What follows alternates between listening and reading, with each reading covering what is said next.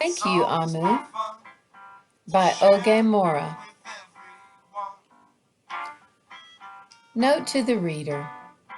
Amu is the Igbo term for queen.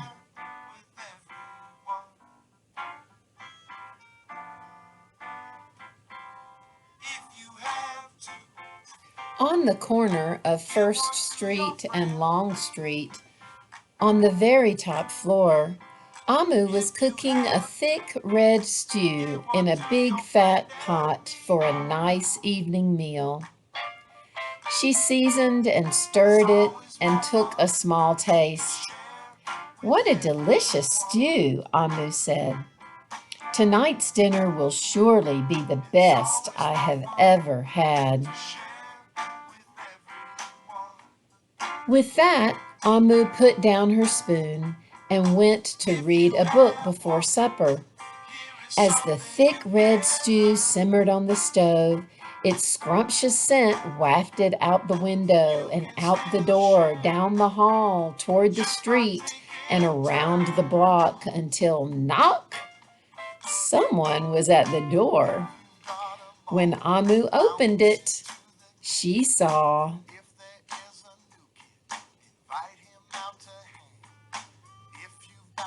a little boy. "Little boy," Amu exclaimed, "what brings you to my house?" "I was playing with my race car down the hall when I smelled the most delicious smell," the little boy replied. "What is it?" "Thick red stew." Stew," he sighed. "That sure sounds yummy."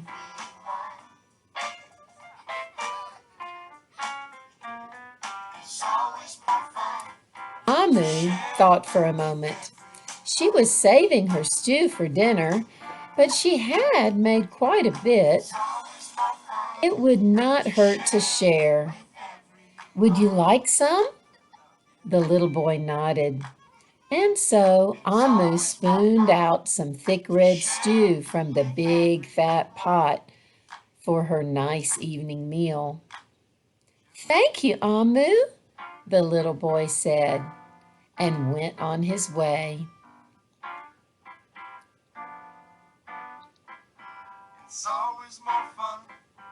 With that, Amu closed the door and went back to her book. As she read, her thick red stew's scrumptious scent wafted out the window and out the door, down the hall, toward the street, and around the block, until knock, knock, someone was at the door.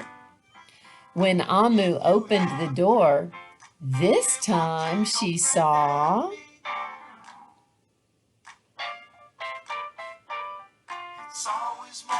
a police officer. "Miss Police Officer," Amu exclaimed, "what brings you to my home?" "I was on duty down the street when I smelled the most delicious smell," Miss Police Officer replied. "What is it?" "Thick red stew." "Ah, stew," she said, and her mouth watered. "That sounds mighty tasty."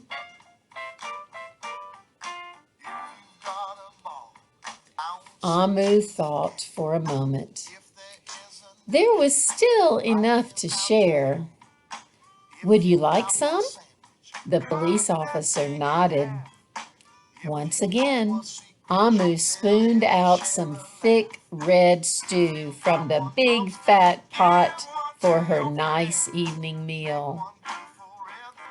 "Thank you, Amu," the officer said, and went on her way.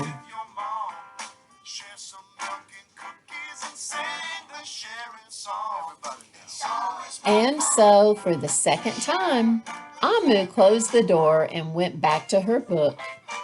Sure enough, as she read, her thick red stew's scrumptious scent wafted out the window and out the door, down the hall, toward the street, and around the block until again someone was at Amu's door. This time, when she opened it, she saw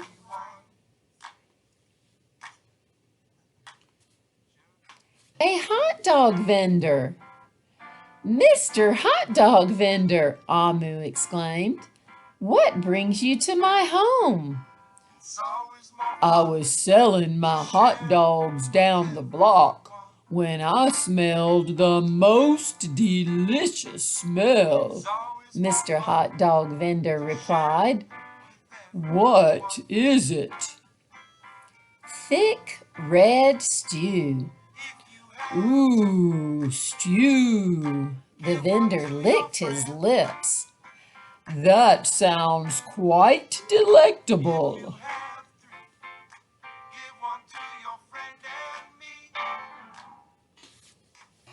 So Amu spooned out some thick red stew from the big fat pot for her nice evening meal. "Thank you, Amu," the hot dog vendor said, and went on his way.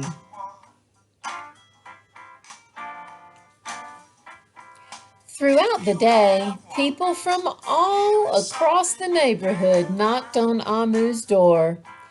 She fed a shop owner, a cab driver, a doctor, an actor, a lawyer, a dancer, a baker, an artist, a singer, an athlete, a bus driver, a construction worker. Even the mayor stopped by. And each time they knocked, Amu shared.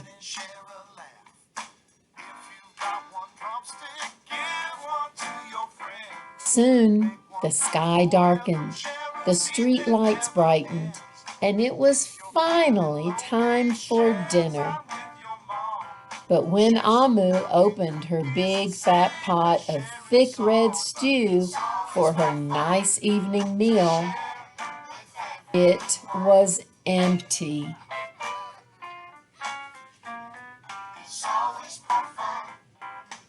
Amu sniffled. "There goes the best dinner I ever had." Sorry and blue, she sat at the table with her empty pot. Until knock, knock, knock, knock, knock. Who could that be? Amu wondered. When she opened her door, she saw the little boy, the police officer, the hot dog vendor, the shop owner, the cab driver, the doctor, the actor, the lawyer, the dancer, the baker. Why, everyone she fed today was at her door. "I'm sorry, everyone," Amu sighed. "My thick red stew is all gone. I have nothing left to share." The little boy tugged at Amu's sleeve. "Don't worry, Amu. We are not here to ask. We are here to give."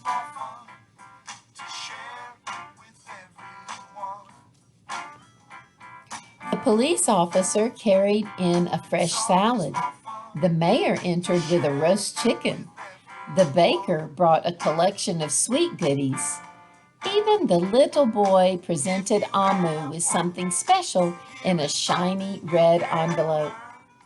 Everyone who had knocked on Amu's door that day squeezed inside her tiny apartment, and together they ate, danced, and celebrated. While Amu's big fat pot of thick red stew was empty, her heart was full of happiness and love. That dinner was the best she had ever had. Thank you, Amu.